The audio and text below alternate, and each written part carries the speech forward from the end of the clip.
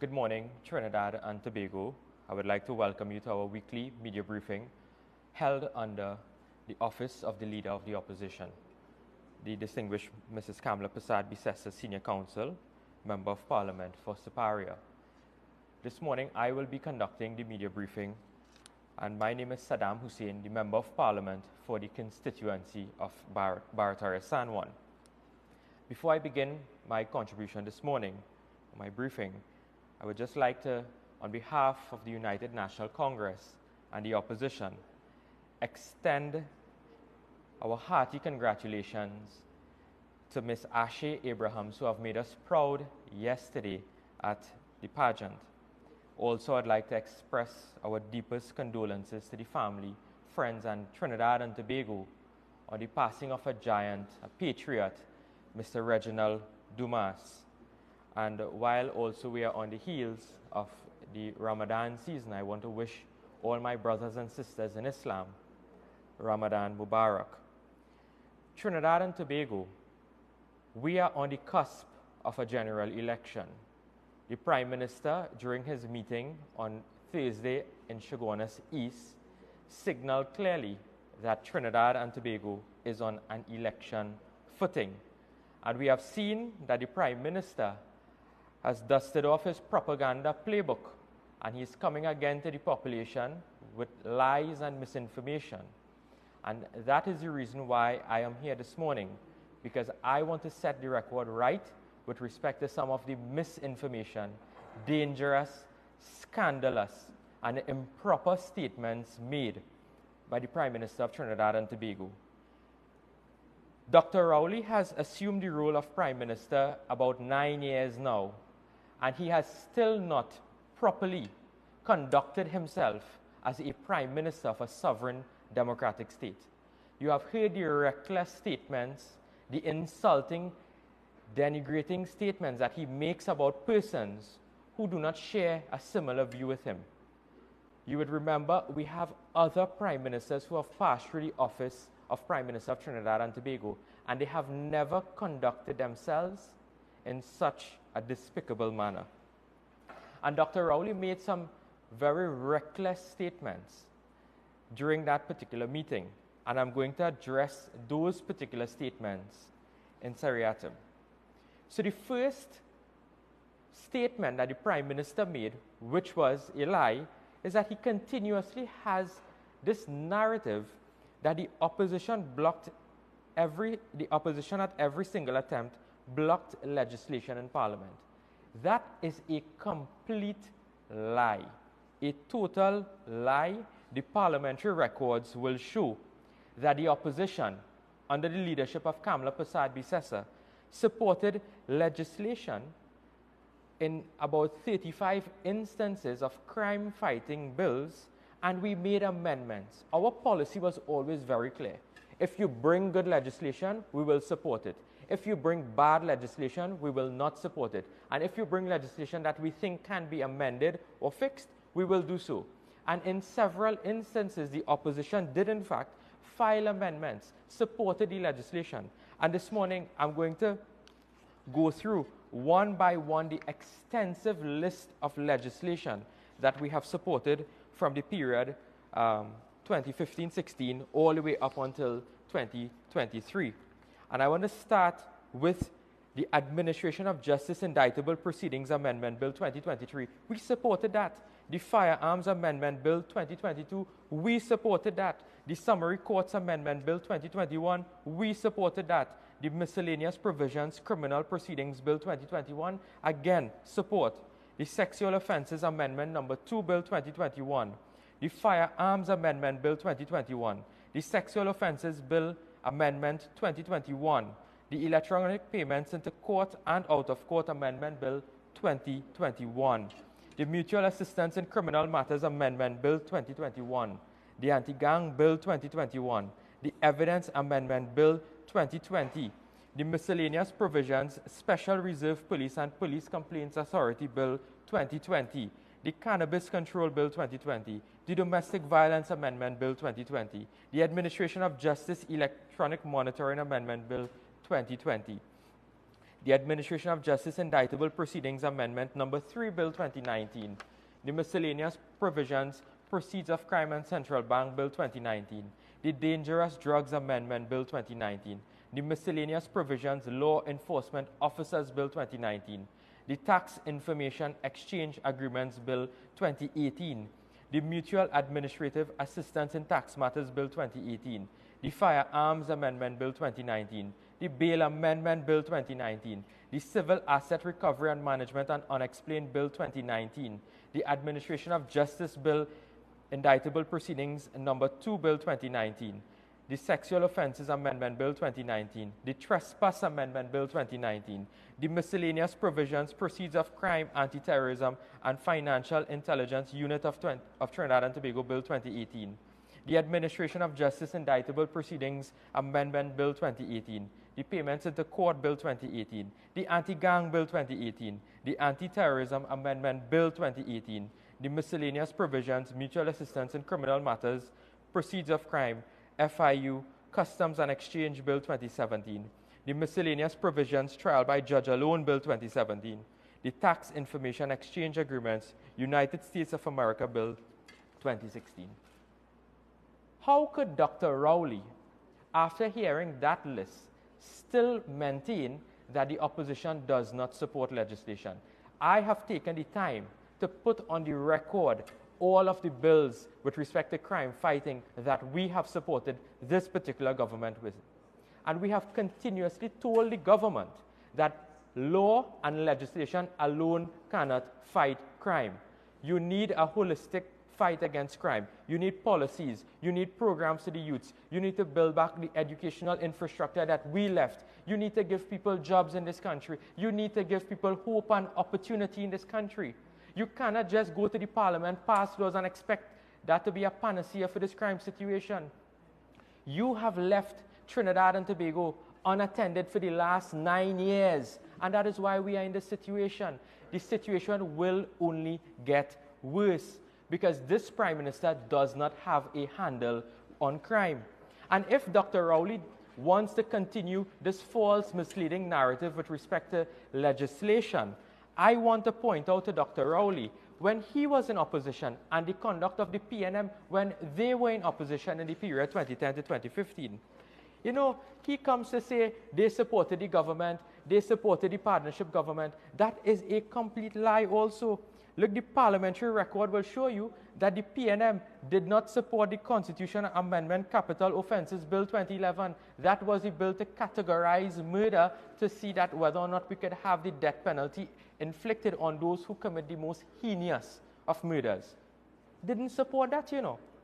The PNM did not support the Miscellaneous Provisions Remand Bill of 2010. They did not support the Administration of Justice DNA Bill in 2011.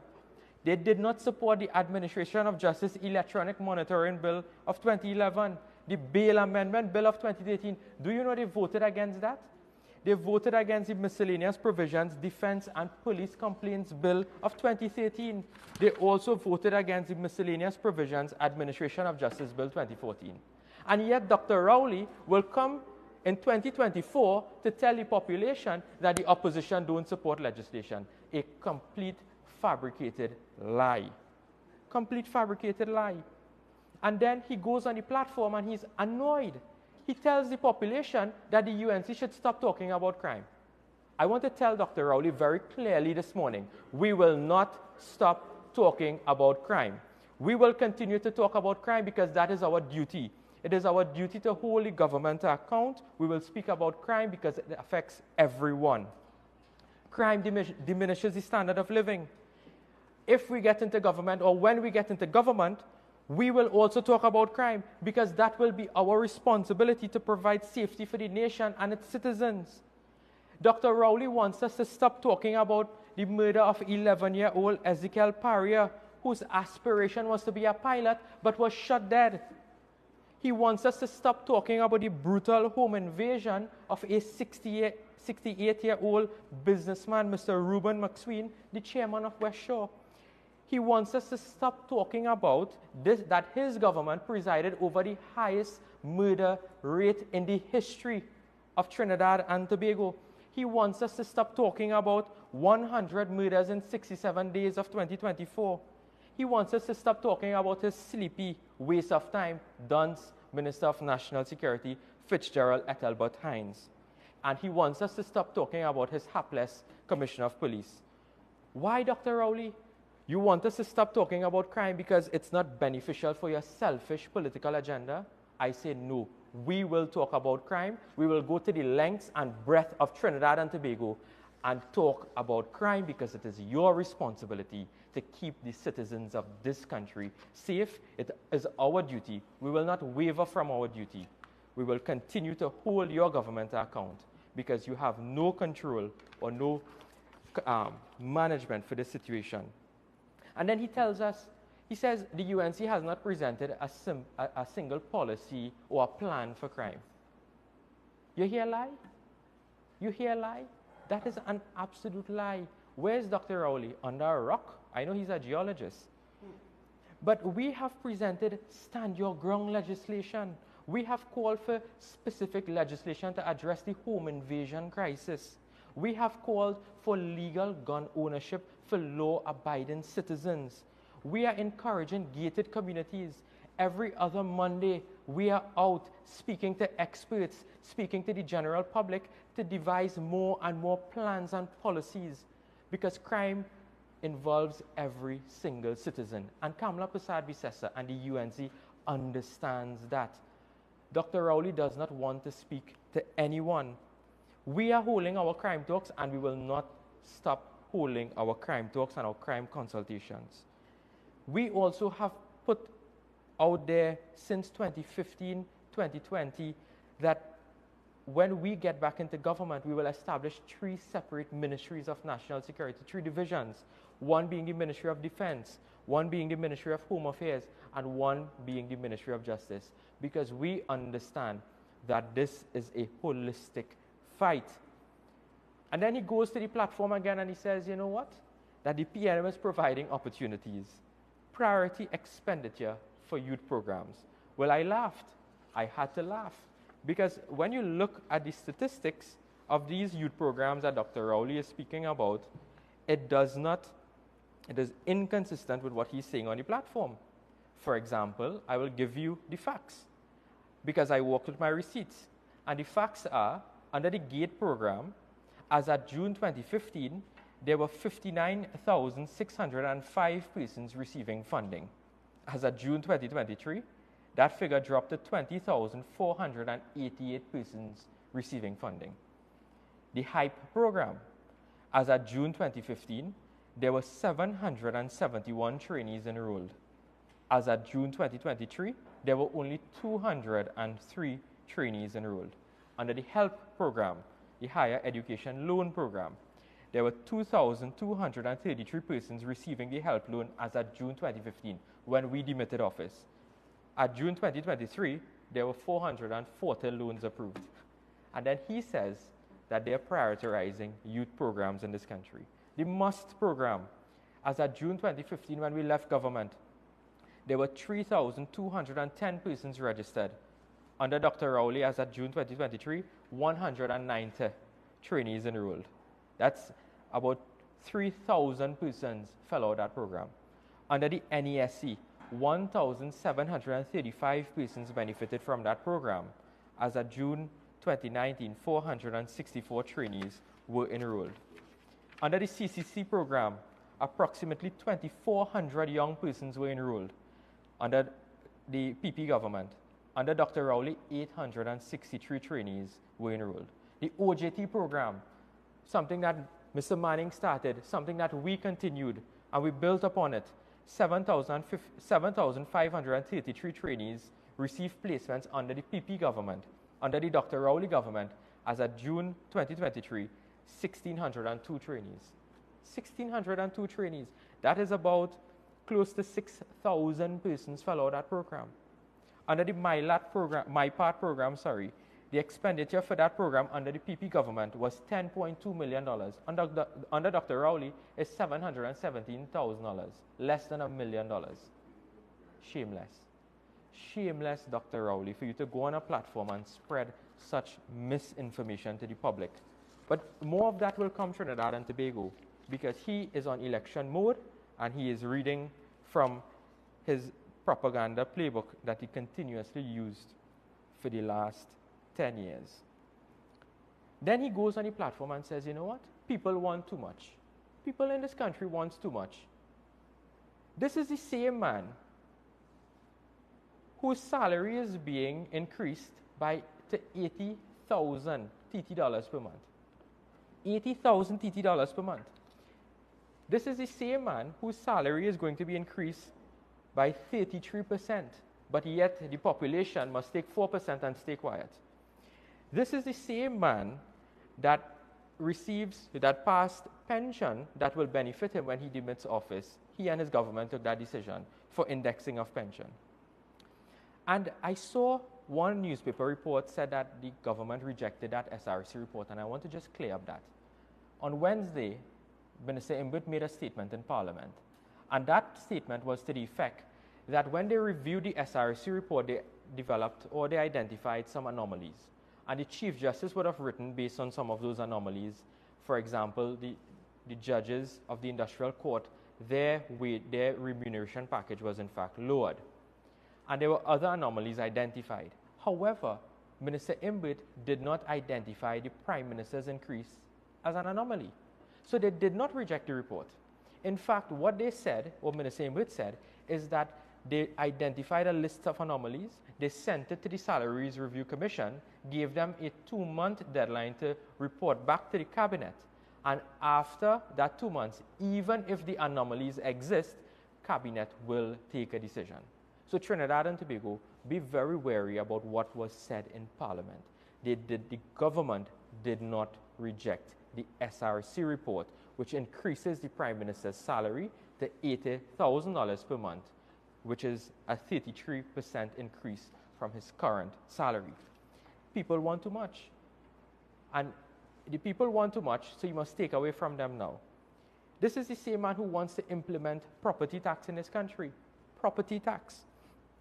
We have taken note of the complaints of citizens in this country receiving these exorbitant amounts of tax being payable on their property that they worked hard for, that they would have built, that they would, what is strange is that they would have never rented it out, but the government is using an annual rental assessment to determine how much property tax you are going to pay.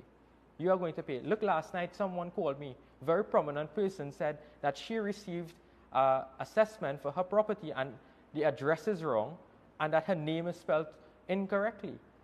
But there are other issues that persons are facing, that persons with houses that are not valued the amount that they're putting on, is that you have a right, and I want to advise Trinidad and Tobago of your right this morning. You have a right to object. If you are dissatisfied with the assessment, object. That is your right. Under the Valuations of Lands Act, and I could probably explain the two assessments you will get. You will get an initial assessment from the Valuations of Land Division saying that your property is valued X amount and this is the annual rental value. Under that law, you have 30 days to file an objection with the Commissioner of Valuations if you are dissatisfied with your valuation. If that valuation goes through, they will now use that value to calculate what you will pay on property tax. So residential properties, it's 10% of the annual rental value and you calculate 3% on the remainder. If you are also dissatisfied with your property tax assessment, under the law you have 21 days to file an objection. File your objection, Trinidad and Tobago, if you are dissatisfied with your assessment. It is your right. It is built into the law. Make your objection. But I have another issue that I want to raise with this objection, in that the government did not appoint a valuation tribunal for who will also hear disputes if you are dissatisfied with the results you get from your initial objection. So your first objection goes to the Commissioner of Valuations. You're still dissatisfied with that person, you go to the Valuations Tribunal. Minister Imbut came in a budget statement and said that that Cabinet appointed the Valuation Tribunal. Now, when I read the law, the President is the one who will give the appointment, the instrument. I wrote Her Excellency Christine Kangaloo, the President, The president confirmed to me that she did not appoint a valuation tribunal. She did not. And I have all of the correspondence. I can share it with you members of the media on that particular point where Minister Imbert said a tribunal was appointed and the president is saying that it was not appointed. How can we trust this government? How can we trust this government? And they want to take your money, your 4%. They want to take the little monies that persons are making and ask you to pay property tax. But they would not reassess their spending. They will continue to spend millions on rentals. They will continue to spend millions on interest payments for loans. They will continue to spend millions to friends, families, and financiers. But want the poor man to dip in their pocket and give them money for property tax to encourage their spending. And then I saw what was laughable is that Minister Imbert is saying that, well, if we don't charge property tax or bring in the Revenue Authority, we are heading towards the IMF. Laughable. If Trinidad and Tobago continues with this PNM government and their wild and corrupt spending, there's where we will end up in the IMF. It's not because of property tax or the Revenue Authority. There's another issue I want to address you, members of the media, on with respect to national security. We have seen what has taken place with respect to the SSA, the Strategic Services Agency. And on Wednesday, certain questions were filed, which is our right as members of Parliament. And those questions were approved, and those questions were asked on the Parliament floor with regards to what is taking place at the SSA. And Dr. Rowley got up again in a very arrogant manner and just provided bare responses like no, when very pertinent and important questions were being asked of him. He is trying his best to escape accountability. One simple question Dr. Rowley has to answer, and that question is whether this entire issue at the SSA is due to two senior cabinet ministers' phones being tapped and intercepted. That is all we want the answer to at this point in time. Tell us. Tell us if that is true or if that is false. Because the National Security Council met on the Friday during Parliament. Then late Saturday night, Cabinet met and made a decision. And by 4 a.m. on Sunday morning, the SSA was locked down, you know. The SSA was locked down. And we must ask these questions. Dr. Rowley, you cannot tell us what to talk about and you cannot tell us what to ask. That is our job. You stay in your lane. Don't tell us, don't dictate we pace. You stay in your lane. Because at the end of the day, the SSA has spent about $2.1 billion of taxpayers' monies from the period 2015 to the period 2024. For this fiscal alone, $270 million, $270 million was allocated just for the SSA alone. And you telling us we must not ask questions? The SSA can access persons' private, confidential information without warrant. They can do so with warrant. They have far-reaching powers, and therefore they must be held at a higher standard of accountability in this country.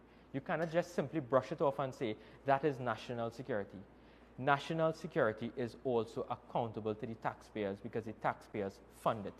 We understand that there are limitations, but Dr. Rowley, you cannot hide behind the veil of saying that something is national security and not be accountable for the expenditure of taxpayers' funds. Then Dr. Rowley said that they are going to establish two ministries, and he celebrated these two ministries, the Ministry of Digital Transformation and then the Ministry of Youth Development and National Service. Well, I don't know if you all remember, but when the Ministry of Digital Transformation was introduced, they did not have a website. And I think it had two persons in that ministry, one answering phone and the minister. So that is what he is saying, that is a new ministry. But when you look deeper into the Gazette, which I did, is in fact they've removed certain departments from the Ministry of Public Administration and they placed it into a new ministry. So it's nothing new. And then this Ministry of Digital Transformation is in charge of the digitization of government services. But if you remember, there was a barrage of media releases last year where the government was the victim of cyber attacks.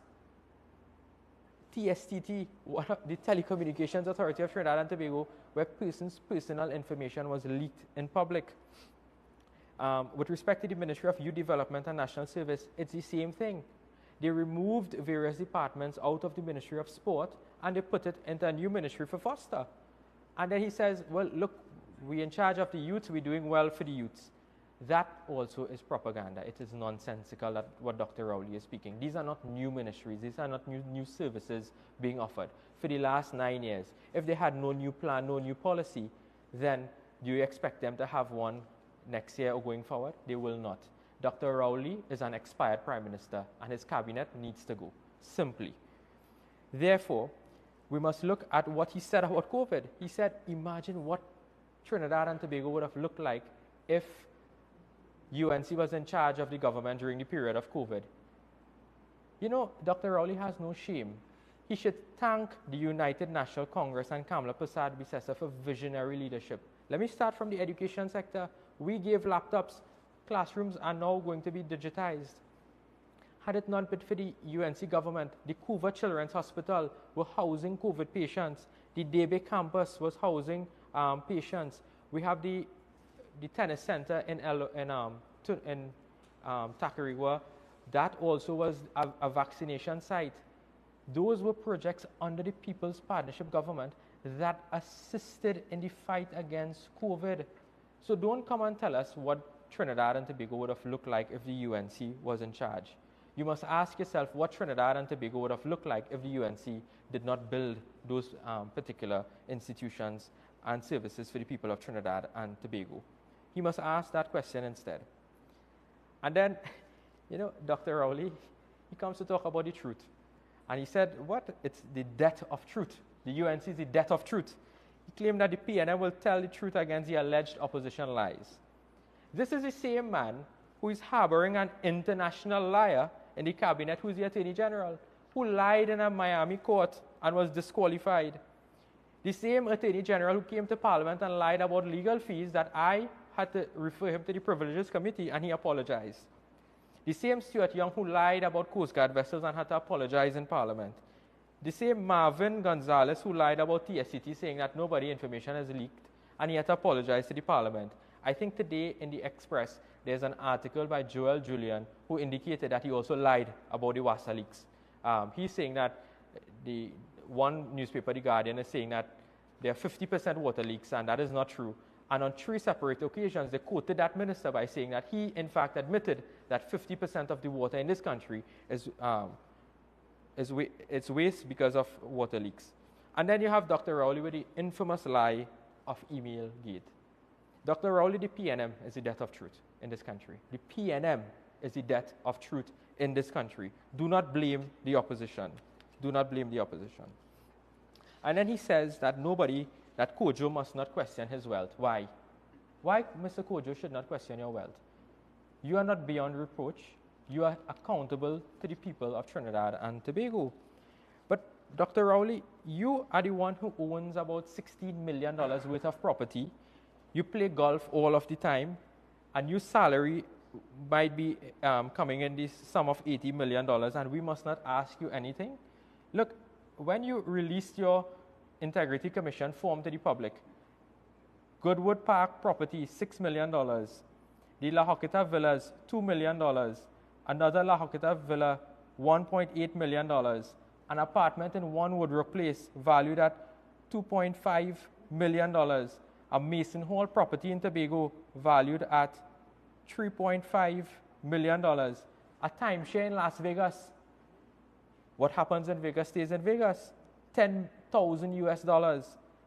The Inez Gate Townhouse development, $1.2 million according to the Integrity Commission form. And Mr. Kojo must not question your wealth. Why?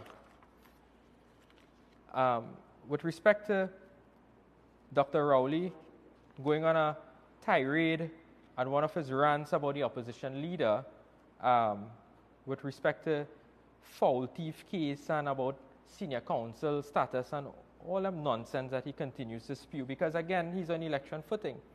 I must tell Dr. Rowley that he must be respectful to women in this country. Have some respect for women. On Thursday night, he made these comments. On the eve of International Women's Day, where the world celebrates women, this man was degrading and berating the opposition leader. The opposition leader has a fine legal career. She was the first female Attorney General of Trinidad and Tobago.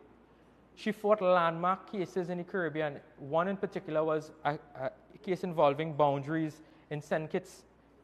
She fought for squatters and land regularization. She recently would have fought the Haridat Maraj case against the Attorney General, which involved the selection process of the Commissioner of Police, and the court found that various provisions that was passed by the government was in fact illegal and was in fact struck down. In 2021, the Caribbean Court of Justice recognized Mrs. Kamla Persad-Bissessar as a pioneering Caribbean woman jurist. Dr. Rowley would not want to go on that platform and talk about they were giving away slippery silk like Dinamint recently, when the president, husband and brother were the beneficiaries of silk in this country. And I wouldn't go through the legal fees and briefs that he would have also, the president's husband that is, would have been the beneficiary of. That will be for another day. And then Dr. Rowley talks about name a corrupt minister in his cabinet. He's talking about we must name a corrupt minister in his cabinet. I want to tell Dr. Rowley today, not a single UNC minister is before a criminal court for corruption in the execution of their duty for the period 2010 to 2015. I want to tell Dr. Rowley that not a single UNC member, minister is in court. Not a single one in a criminal court for their conduct in 2010 to 2015. You say you have so much evidence of corruption, and 9 years later, and you can't do nothing? Because there is none, Dr. Rowley. You have used propaganda to convince the people of this country. When you are currently sitting in a cabinet where there were over 210 recusals by cabinet ministers because there are conflicts of interest in the awarding of government services and or contracts. 210 recusals. And then you want to tell us about corruption, and you want to tell us about your government acting properly. We must remind you of the collapsed prosecution because of Vincent Nelson and that indemnity. What gives the government the power to tell a witness that you would not face any criminal charges in this country? That is solely within the remit of the Director of Public Prosecutions under Section 90 of the Constitution of this country. So, Dr. Rowley, don't tell us about that. You dig a hole for others to fall, and your government fall inside of it. That's what I want to tell you today. So these were some of the remarks and the points that Dr. Rowley made during his lengthy, angry contribution in Enterprise on Thursday evening. But I must tell the people of Trinidad and Tobago, we must unite, we must hold strong, because we are on the eve of a general election, and Trinidad and Tobago cannot sustain another 5 years of this PNM. We cannot sustain it. I call upon all right-thinking citizens and patriots of this country, let us band together and let us remove this Rowley PNM government out of office, because we must take back our country, we must make our country safe again, and we must make our country prosperous again. And I thank you very much. If there are any questions from members of the media, I will take those questions now. I do have a question from the media. It's regarding actually a viral video going on, being shared right now, showing the golf course, I believe at Mocha, with sprinklers, even though hoses are banned, all over throughout the golf course. And I just wanted your comment on that with regard to the context of what you were saying. That is a very important issue, and I see it in this context. It's because all citizens of this country the law must apply equally to all citizens. It cannot apply to some and cannot apply to all. We understand that there's an impending water crisis. The government has taken various restrictive measures in order to preserve whatever reserves that they are left in the reservoirs. And come on, just do the right thing. We should not have to address such an issue like that. Just do the right thing. with respect to that particular issue. Let the law apply equally for everyone. Conserve water, all of us needs it. One final question is, you mentioned that the Prime Minister is in election mode, and you mentioned his playbook and so forth. There are other political analysts who say that there's no early election. What is your response and view on that? I think those political analysts would have made those comments in relation to that there may not be an election before budget, if I'm not mistaken. That is the article that I read this morning. I would say this to the country. Based on Dr. Rowley's comments, it seems as though he is in campaign mode, heavy campaign mode. You can tell from the rollout of meetings. You can tell from the propaganda on the platform. Nothing prevents the government from coming in a mid-year review, passing a supplementation budget to increase expenditure on the initial budget that was passed in 2023. And you might very well see a lot of election goodies in that bag. We ask the people of Trinidad and Tobago, don't be fooled. They could not have delivered in the last 9 years, and they will not be able to deliver in the next year. We ask the people of Trinidad and Tobago to do the right thing and remove this Rowley government from office. So I want to thank you very much, members of the media.